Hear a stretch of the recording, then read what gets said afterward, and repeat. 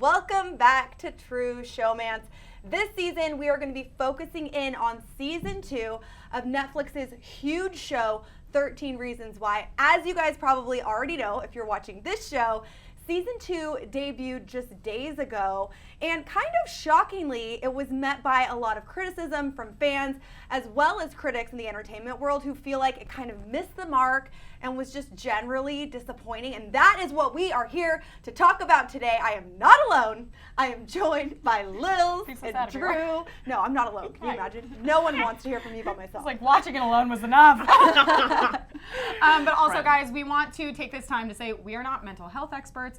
We are just giving our personal commentary on the show, and also don't recommend you watch the show if you think that some of these things we're going to be talking about might be a little triggering, which there's a lot of them. There's a lot. So I would use discretion when deciding if you're going to watch it or not, but also we want to say that if you or anyone you know is in need of any help, please reach out to the National Suicide Prevention Hotline, which the number we have on screen right now is 1-800-273-8255. And you guys, also, I have to tell you that this video is going to have a lot of spoilers in it. So like please consider this your spoiler alert, because I hate when people ruin things for me. 100%. I think what both of you brought up, very, very important, because we watched the whole show and we are about to dive in deep. So, as I mentioned, season 2, it's out. People have very mixed emotions about the quality of season 2's plot, etc. So we're going to talk about the 9 reasons people are feeling maybe a bit disappointed by season 2. We're going to kick it off right now with just generally, what do you guys feel was the point of season 2? Like, what was the goal? I think that they needed to show the other side of the story. First season was all Hannah with the tapes, but the second season, I think it gave a chance for the other characters to tell their sides of the story, and then also just to continue that narrative of this is something, these horrible things that happen in real life, and to start a conversation with friends who are watching it, or like with people with their parents. If you know, like maybe some people don't know that stuff like this happens in the world. Or that maybe feel like they're the only person. But the question is that I think people are asking, because I don't think anyone is questioning that this show has done so many amazing things to start those conversations. But in the context of like entertainment quality, do you feel like season 2 did a good job at that? To me, honestly, by the end of watching it, like I really liked season 1 a lot, and I really wanted to like season 2. I was so excited for it, but I felt like by the end, I was like, oh my god, if you put one more thing in here, I can't take it. I'm like, talk about an emotional roller coaster. But also, as what you said, is that it used to only focus on Hannah's perspective last season. It was all about Hannah's problems, and now this season, with the exception of like a few like Jessica and people, but this season was very much like everyone else's problems, and then more of Hannah's problems. And it was just like so much coming at once that it was like they touched on every controversial topic you could possibly think of. And they didn't touch on them for very long. It was kind of like a glimpse of it. And I wish they would have maybe slimmed out the pickings and like just kind of focused on a few and like made them a little more meaningful, rather than just being like, this happened and this happened and this happened. By the way, all of that was in one episode. Yeah, Get ready for the next one. It is a really big challenge when you are trying to kind of discuss all of the issues that teens in high school are facing, as well as people far beyond those age. Give it the attention it deserves. But one thing that's getting flack out there is Hannah's timeline. There's just so many things that now we're seeing in flashbacks that we didn't necessarily know about. And also, I mean, going into the season, we didn't even know exactly how she was going to fit into the show. So what did you guys think about Hannah's timeline very specifically? I was a little confused, because I was like, Hannah's no longer here. Specifically, wait, that timeline is what confused me. Like, she had time to have a lot of relationships. But for most of the flashbacks, I was with them. I was like, okay, I get it, I get it. But sometimes it was confusing what was true, like what actually happened, and what was made up. Well, even like, for example, the relationship with Zach, I think, seemed very legit, and it seemed like that was totally true. And his character doesn't seem like he was lying a bunch in season 1 either, so I like trusted him. Believable. Yeah. The Bryce thing, I'm like, at the end of it, I'm like, did they date? Were they kind of together? Or was it like him trying to make himself seem, like, because it was usually from his perspective. So it was like he's doing it after she's dead in the trial. But like, I don't know. It pissed me off because I feel like it all kind of played up Hannah to be like kind of a slut. and which is what it was trying to like go fight against last against season. in the show. And then it was kind of hard because you didn't know it was real. So like by the end of it, like I don't think you should sleep with as many guys as you want. But like I was just like, really? Like I think it did a good job of humanizing her with this this season, because the first season it was like a lot of bad stuff happened to Hannah, and then this season like you saw that she was teasing a girl at her past school, and she went through all this, you know what I mean? There were many shades to who she was. And exactly. Pause on that really fast. Was that something we like knew before? That was new information? That was new for this. Because I was like, was I not paying attention? I felt like a little random. Like about a lot that of too. moments because where it you're like, doesn't hold seem on. like the character, like the Hannah that we have like grown to know over the last season and now too. I'm confused where that. But I think that's interesting because that is human life. Like you never actually know the full story of what's going on, which is why I have to take a second to give Lil a shout out. She spent a lot of time watching the show over the weekend and put together a character map. We're going to throw it up on the screen right now. I needed to put something together because I was so confused. There's so many names, and it wasn't that I didn't remember the faces. It was more the names. And then I just wanted to help everyone else. Well, this is really, really helpful. We actually have a link in the info section so that you guys can take a look at the character map, download it, share it with your friends. I do. There are spoilers. That no one has proofread that, and I hope that I didn't get anything wrong. But I watched this show for the last weekend straight, so it better be right. You're probably exhausted. I'm gonna be mad at my own brain if it's wrong. So speaking of Hannah and her humanity, this season, and one of the reasons people are kind of questioning what's going on, she was, or we think, a ghost. What did you guys think about the ghost situation? Lily. Did Clay see her? Did he make her up? Was he in her mind? What was going on here, in your opinions? We're both very confused about it because we have no idea. We're like, I don't know, was she a ghost? I would have been okay with her being a ghost had they acknowledged that that's what it was. But you just spent the entire season being like, okay, she's there. She's not really helping move anything along besides like make Clay really second guess like everything he's doing and everything he's ever done his entire life. And he's just like going crazy. No. But then or it was like she wouldn't give any answers because maybe it's just a figment of his imagination where it's like he didn't have the answer. So if he asked her something and he didn't know, then she wasn't going to be able to answer. But I just needed to know. This is my theory. Okay. I think she actually was a ghost. Okay. But you know how sometimes she couldn't answer certain questions or she wouldn't give him certain context, whatever? I think ghosts have rules where they can't say certain things. Ghost rules. That's going to be our next episode. They make Rules you of figure out ghosting. stuff. 13 rules for a ghost. Reasons a ghost can't talk. Can't talk. And that is like one of the like obviously sillier things that we've kind of discussed in talking about the show, but truth be told, the show did, and you mentioned this, guys mentioned this earlier, it hit on so many issues. Yeah. And some critics, some people watching are like, there's so much going on, I don't know what to focus on. Do you guys feel like too many issues were looked at?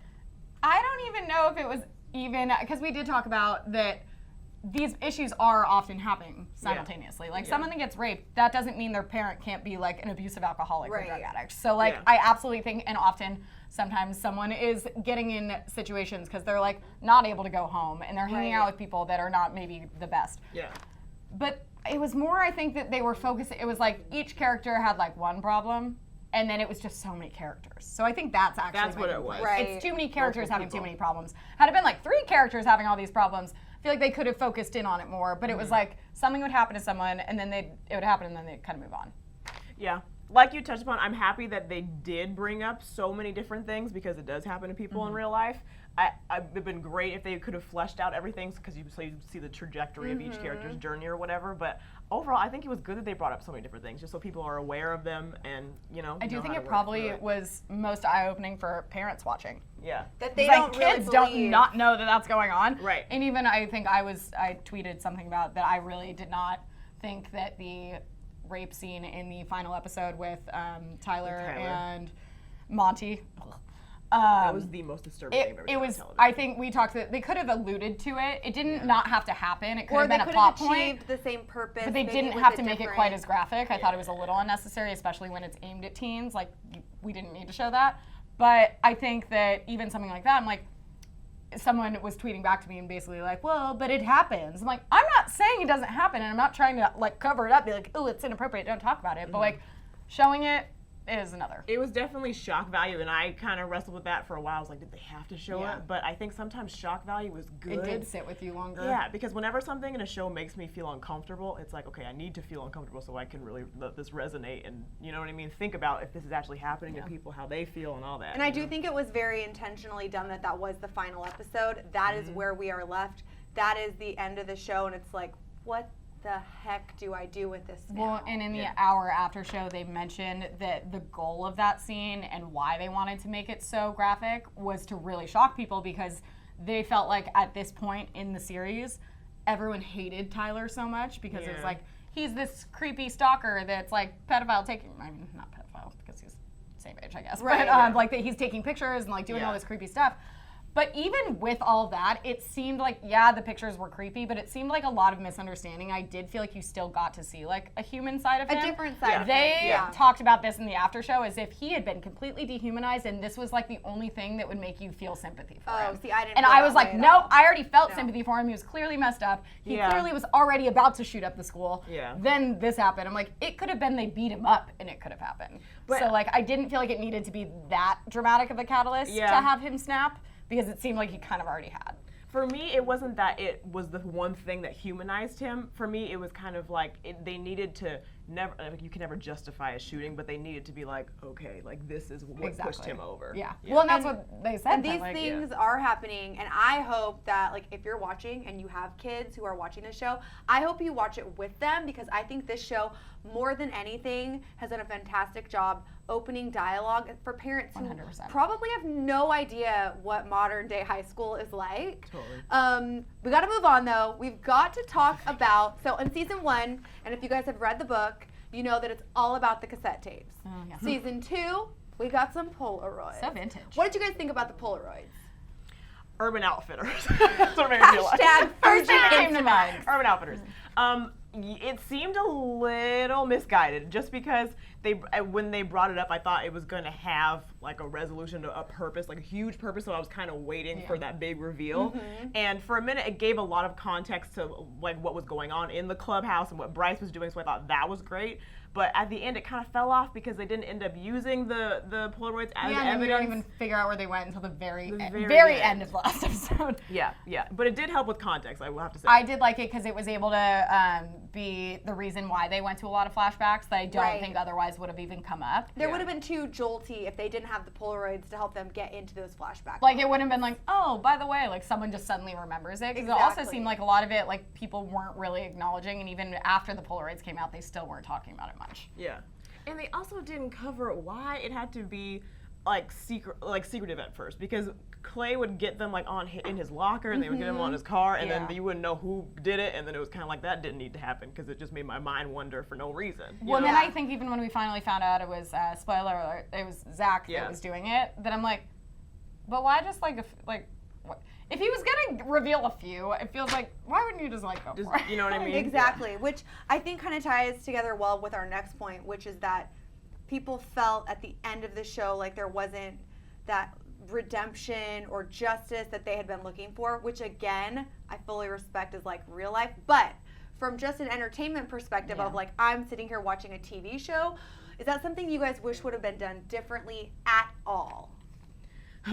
I always love a happy ending. Me And too. that's what- I know that's it's hard. It's what sells, but honestly, with a show like this and the issues that they're covering, this stuff doesn't end happily, you know. And I thought it was a good thing that they made it could have ended a lot worse, you guys. It could have been way worse. Yeah, you know? like True. that was the thing. I didn't really. I mean, yeah, they left it on a cliffhanger, and it kind of a weird one because I'm like, well.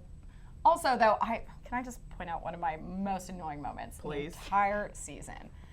When first of all, I want to see what text message someone got to say it was. Did Mackenzie get the text message that he was coming? Yeah. Did he say like, "Hey, I'm coming to the school with guns"? Go they never away. showed. They never showed what it said. So I'm like, what was the text? How do you tell someone that? Exactly. Because everyone seemed to exactly know. It wasn't like he was like, go away, like go home. It would seem like everyone was like, no, he is coming with guns. Right. So then Clay is like, don't call the police, lock the doors. What?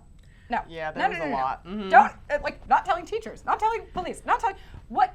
No, you are not going out to like suddenly fix all this. Yeah. And it was very much him being like, he was concerned about Tyler, not even as much about him trying to stop it for everyone else. But it just felt like kind of weird. I'm happy you brought that up about Clay going outside to stop Tyler, because as much as we feel like it was like there wasn't a happy ending, in real life, That's a real big deal. yeah, there's That's no the best way- ending you could possibly Right. ask for, because It could have been horrible. Yeah. Like, and how many contexts did this one person come out at the exact same time as one with a gun's about to come out, and it's like, no, stop, Also, and it works. I don't know what your guys' high schools looked like, but outside of my school dances, it wasn't empty. Like, they were at the front of the school and no one was No one was there. there, Like, yeah. I don't know. And like Yeah. everyone in the Unrealistic. school goes to the dance. That seemed weird too. Oh, well, that was my high school experience. And that Bryce, Everybody actually back to the Justice thing, which was the reason we were talking about it. Yeah. That Justice was not quite served because Bryce only got 3 months. Right. But also, my biggest thing was like, I got why he got 3 months, because they wanted to portray that is what's been happening. That in is real what's life, the currently rock happening in track this thing, and country. a lot of it. But even then, I'm like, I had friends that got that weren't allowed to go to prom because they were caught drinking. So like, he got convicted, like he got put on probation, and they still let him go to the dance. Very strange. Very strange. I feel like there was a few plot holes. Yeah. The school specifically. Speaking of plot holes, the voiceover throughout the whole season is very also confusing. like slightly confusing, because at least from my perspective, I was like, what's going on here? How did you Well, guys feel about it? They were mostly everyone's testimonies, right? Yeah. So you can put two and two together.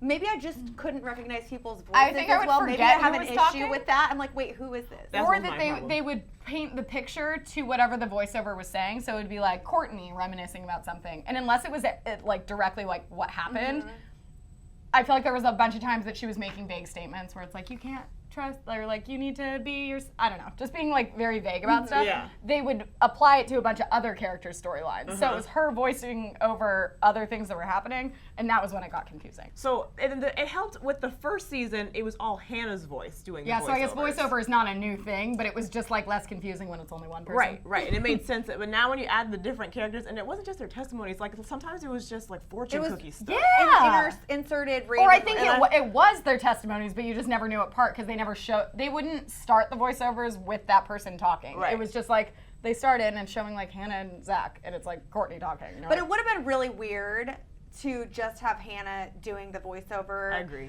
I think that would have been. did we need voiceovers though? I like. I think voiceovers. voiceovers help add drama, help add context. Then that also allows you another opportunity to have some flashback yeah. scenes, which we definitely need, Good because B-roll options. this whole show is literally shrouded in nothing but mystery and secrecy. Like, we need some information to be able to continue watching.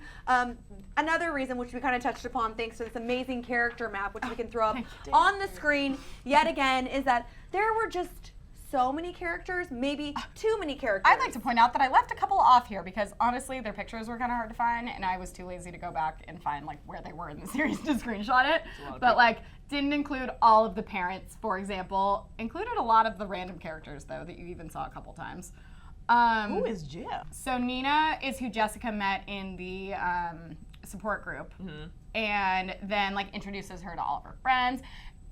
Best actress, I think, of the Jessica. season. Jessica. I don't know what her, Fantastic. I Yeah, don't know great what's her real actress. name. I don't know. We're two. Yeah, Jessica. We're huge fans. I'll learn it and follow you on Twitter immediately. And that's something I will say that I do want to throw out. I think a lot of the actors on this show, the young actors, are amazing. Well, that's absolutely what you're saying, amazing. That Jessica, the actress that plays her, and then also the actor that plays Alex, the two of them I thought were Did a really good hands job. down the best. Yeah. But Jessica's Everyone. panic attack that she has in the dressing room, I thought was amazing, and it was Very nice that it shows realistic. like very realistic. She runs out, and it was nice that like Nina was someone that like understood and was there for her. Yeah. But then I like that entire dynamic because even like she was teaching Jessica stuff, but then like Jessica ended up teaching her stuff Yeah. at the end of it.